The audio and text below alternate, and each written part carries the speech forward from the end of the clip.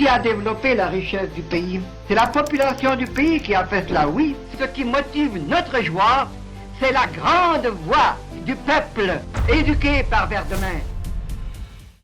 La ZLECAf, zone de libre-échange continentale africaine, est le plus grand projet d'intégration économique jamais lancé sur le continent africain. Son ambition était de créer un marché africain favorisant la libre circulation des biens, des services, des investissements et à terme des personnes. L'accord avait été signé le 21 mars 2018 à Kigali au Rwanda et est rentré en vigueur le 30 mai 2019.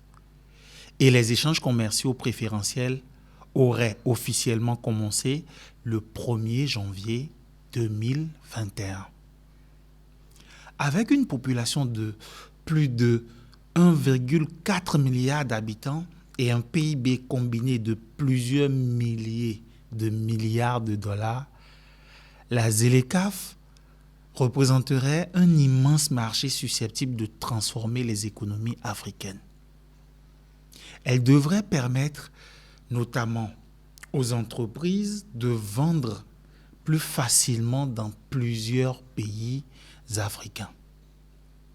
Aux PME d'accéder à de nouveaux marchés, de réduire la dépendance vis-à-vis des importations venant d'autres continents et d'encourager la transformation locale des matières premières plutôt que leur simple exportation.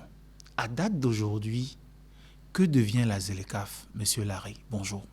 Bonjour Monsieur Boris, merci pour cette invitation sur ce sujet très intéressant qui est d'actualité, sujet que Thomas Sankara, devenir mémoire, a beaucoup aimé et y a travaillé. Je me rappelle son dernier discours à Addis Abeba où il disait qu'il faut faire du marché africain le marché des Africains, produire en Afrique, transformer en Afrique, consommer ce dont nous avons besoin et ce que nous produisons. Voilà, il avait beaucoup aimé cela. Il a encouragé ses pairs africains à y travailler. Donc, je suis heureux que 30 ans après, que ce sujet soit relancé. Mais donc, depuis sa mise en place en 2018, vous avez dit, beaucoup de choses sont passées, mais on a l'impression qu'on n'a pas avancé. Parce que 8 ans déjà aujourd'hui, qu'on ne sent pas véritablement cette libre circulation des produits, des biens, encore moins des personnes qui sont aujourd'hui très difficiles à nos frontières. Exactement. Tout ceci à cause des problèmes structurels. Parce que j'ai l'impression que nos dirigeants ont oublié cet aspect. Si nous n'avons pas un marché africain à nous, c'est parce qu'il y a des blocs structurels qu'il faut forcément lever pour arriver à ce vœu de Thomas Sankara. Et lui comprenait déjà. Lui, c'est quelqu'un de visionnaire, lui comprenait. Et quand il s'attaquait à la question de la dette, c'était dans le même discours. Parce que vous ne pouvez pas avoir un marché à vous dans un contexte où vous êtes endetté et que vous avez urgemment d'argent pour faire face aux besoins de budget et tout et tout. Donc, vous ne pouvez que compter sur la douane. Or, compter sur la douane suppose ouvrir vos frontières aux produits étrangers hors d'Afrique. Et malheureusement, ce qui se passe.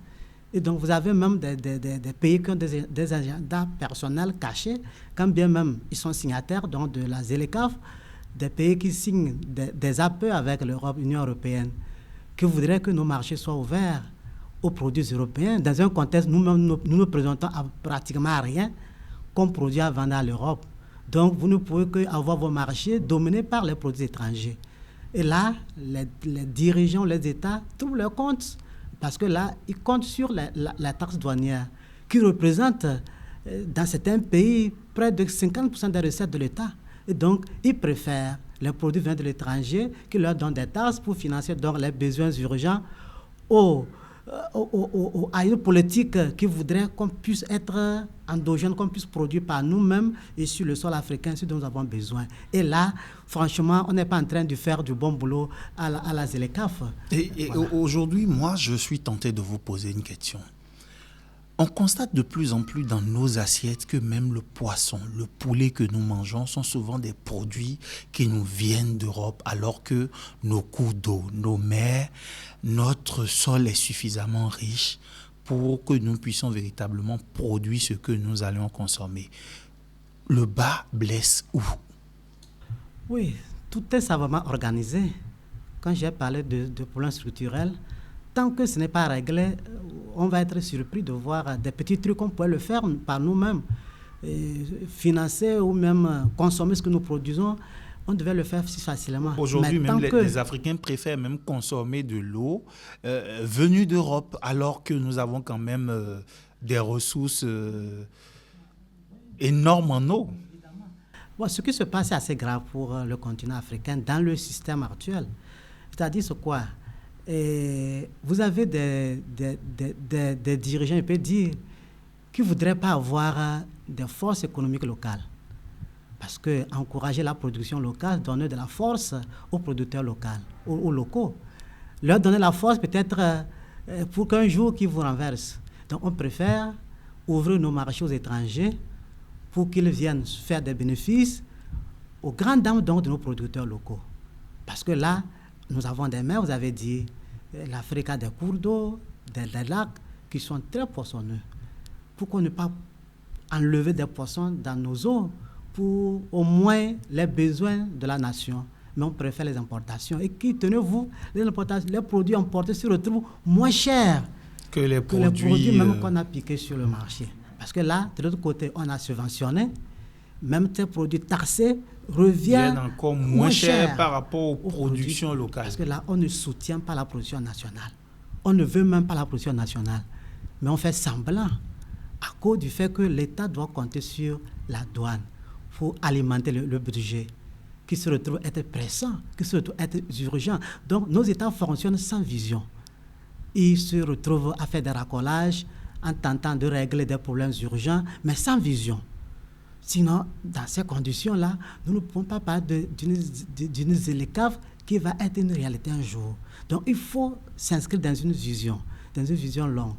Si aujourd'hui nous devons perdre et gagner demain, il faut aller de cette dynamique que de vouloir aujourd'hui vivre au jour le jour en comptant sur la douane. Et donc, en tuant de passage la production locale, les initiatives locales, et locaux. Fondamentalement, je me dis, les gens s'amusent. Est-ce qu'ils se retrouvent pour se récréer ou bien se retrouvent vraiment pour prendre des bonnes décisions? Ah oui, c'est bien d'aller signer la ZLECAf, de lancer en 2021, 2021, 2026, 5 ans après, qu'est-ce qui a marché fondamentalement? On continue à importer. On continue à importer, la circulation au niveau vraiment, de nos frontières demeure compliquée et même parfois les produits vivriers ont du mal à passer d'un point A à un point B. Voilà. Au même moment, on parle donc de permettre que les produits en Afrique puissent aller dans d'autres pays d'Afrique. Donc, le commerce intra-régional, le commerce inter-africain soit développé. Mais au même moment, des blocus, on ne permet pas que le maïs du Bénin, du Togo, puisse aller au Burkina. Ouais, c'est très compliqué aujourd'hui d'envoyer le soja béninois au Togo, du maïs béninois au Nigeria. Voilà. C'est très compliqué parce qu'on estime que cela va de la sécurité alimentaire des pays producteurs. Mais selon le contrat de la ZLECAf dans son temps et de beaucoup de contrats de l'Union africaine ou de coopération entre pays, libre-échange des produits devrait être quand même, je dirais, la chose la mieux partagée. Les hommes circulent si facilement, mais quand vous avez des produits sur vous maintenant, on vous taxe au point de vous décourager prochainement à payer des produits pour traverser. Mais au même moment, on permet quand même que des produits viennent par nos ports pour submerger nos marchés. Et ces produits ne sont pas malheureusement faits en Afrique. Parce que là, ça permet à la douane d'avoir d'argent. Donc, nous sommes dans un cercle vicieux. On dit une chose et on fait le son contraire.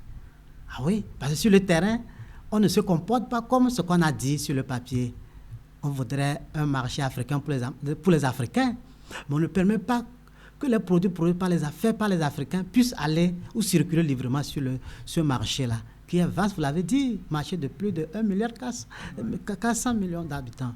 Donc, c'est vraiment un marché vaste qui devait nous arranger, faire des économies de plus de 35 milliards de dollars.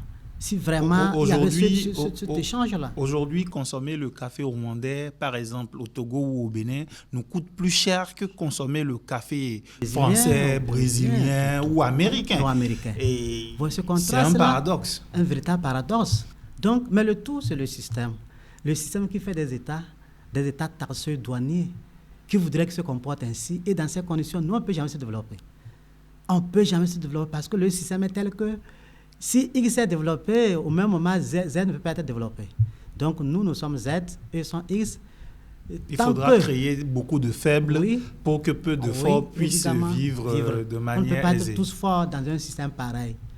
Donc, c'est ça le mal. Donc, tant qu'on n'a pas travaillé à enlever ces blocs structurels dont je parlais, qui se résument à la question monétaire, parce que là, derrière la douane, c'est de l'argent dont on parle. Si l'État fait son argent, sa monnaie, est-ce que l'État a besoin encore d'attendre des douanes pour financer les besoins de la collectivité ou de la nation? Mais c'est parce que nos États n'ont pas la même mise sur la monnaie, qui doivent compter sur les recettes douanières pour pouvoir financer les besoins dits urgents. Ce qui m'amène à vous poser la question pour conclure. À la lumière de la démocratie économique, quelle solution peut-on apporter à pareille situation? Oui, la solution est connue, toute faite. C'est la solution de la démocratie économique. Il faut vraiment l'appliquer, surtout la dimension monétaire. C'est-à-dire que tant qu'on n'a pas la souveraineté monétaire, la ZLECAf ne peut jamais être une réalité. Elle va rester un vœu pieux. Et ça serait grave pour nos économies, comme c'est le cas déjà actuel. Et ça, c'est grave. Donc, il faut que nos États puissent avoir le contrôle de la création d'argent pour sortir de l'endettement, sortir des recettes qui doivent venir de la douane des fiscs. Parce que l'argent se crée. L'argent, ça se crée et vous pouvez le créer. Et aujourd'hui, avec tout l'avancement technologique, tout ce qu'on a eu comme avancée dans l'émission de l'argent, voilà, l'argent se retrouve très facile à créer. D'un coup de clavier, vous avez déjà l'argent. Donc, mais c'est ce qu'on ne fait pas ça, on ne fait pas ça. Et puis voilà, on se retrouve à compter sur la taxe, on se retrouve à ouvrir nos marchés aux étrangers qui viennent envahir tout. Or, le rôle d'un État par rapport à l'économie nationale, c'est de la protéger.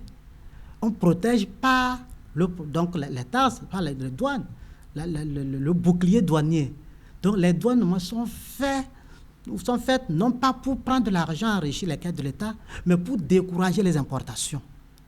Mais dans le cas contraire, ou bien dans le cas espèce en Afrique, les douanes sont faites pour enrichir les caisses de l'État, ou bien faire entrer d'argent aux caisses de l'État. C'est pourquoi on parle de régie financière. Quand on cite les régies financières des États, on parle de la douane, on parle des impôts. Donc l'intention n'est pas la même. Donc on devait taxer aux frontières les produits venant hors du continent pour décourager leur importation. Mais aujourd'hui, on le fait, on l'encourage parce que ça donne de l'argent aux caisses de l'État. Donc fondamentalement, allons vers la démocratie économique. C'est la seule solution qui peut nous sortir de tout ce que nous vivons. Et si vraiment nous rêvons au développement, si nous rêvons à avoir un marché africain pour les Africains, produire en Afrique, transformer en Afrique, consommons ce que nous produisons. Et comme disait Thomas Sankara, appelons la démocratie économique. Qui seul nous garantit cela?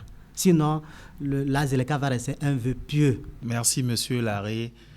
Consommons ce que nous produisons, promouvons l'Union africaine, promouvons l'UEMOA, promouvons la CEDEAO, promouvons l'unité des peuples et la libre circulation des biens et services à travers les peuples. C'est le principe auquel nous invite la littérature de la démocratie économique, à laquelle je vous convie vivement à lire, partager et nous faire même des propositions d'idées pour que nous puissions avancer dans ce combat. Merci de nous avoir suivis et à très bientôt.